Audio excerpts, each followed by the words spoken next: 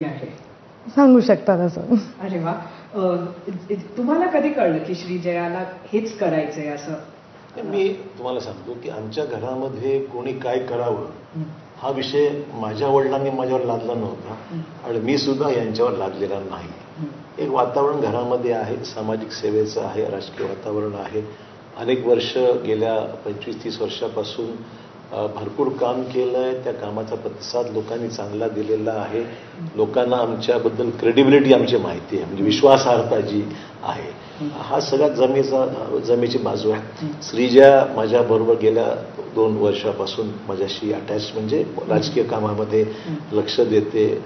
ज्याला back office म्हणतो आपण, ते बारीक सारीक विषय पाहत राहते. माझ्या कामामध्ये हातभार तिचा लाग असतो. त्यामुळे आपोआप तिला तो इंटरेस्ट निर्माण झालेला आहे. आणि आता निवडणूक लढवण्यासंदर्भात तिची इच्छा आहे. शेवटी राजकीय पक्षात आल्यानंतर कुठेतरी पक्षाला निर्णय हा सर्वस्वी पक्ष निर्णय घेतो की कोणाला घ्यायचं. So we have left it to the BJP की त्यांनी निर्णय घ्यावा. त्याने संधी दिली तर ती कॉन्टेस्ट करण्याची इच्छा दिसते. मला अजून तिने काही अधिकृत सांगितलं नाही, पण ती फिरते आहे. नक्कीच. मग मतदार क्षेत्र कुठला असणार?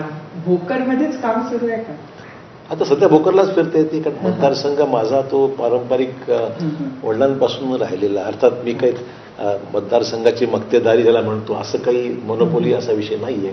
परंतु ज्या क्षेत्रात आपण काम केलं आहे, लोकांची सेवा केलेली आहे, ज्या क्षेत्रांनी आम्हाला सातत्याने निवडून दिलेलं आहे, त्या क्षेत्राचं अटॅचमेंट आहेच. त्यामुळे मी आता राज्यसभेवर गेलो असल्याने ती जागा आपोआप रिक्त झाली आणि या विधानसभेमध्ये ती निवडणूक लागणारच आहे.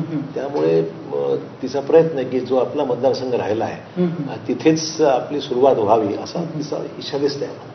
भोकरबद्दल काय सांगशील? लहानपणापासून तुझं येणं जाणं असेलच. कसं बघते तू? भोकरमध्ये जाते तेव्हा काय वाटतं? कसं इंटरॅक्शन करते तिथे लोकांशी? भोकरचे लोक म्हणजे आता भोकर, अर्धापूर, मुदखेड हे 3 जागांचे लोक म्हणजे आमच्या परिवारासारखेच झालेले आहेत.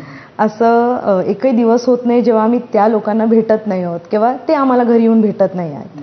आणि ते परिवारासारखंच झालेलं आहे. आता जेव्हा गावात फिरतो आम्ही आणि बरेच लोकांना भेटतो, ते आम्हाला खूप प्रेमाने स्वागत करतात. आम्हाला खूप म्हणजे परिवारासारखं. जसं माझी मुलगी आली, माझी नात आली, तर ते तसं एक परिवारसारखंच माझ्यासोबत वागतात. तर ते बघून सुद्धा छान वाटतं आणि त्यांना त्यांच्यासाठी ती सेवा त्यांच्यासाठी करण्यासाठी मला पण खूप छान वाटतं.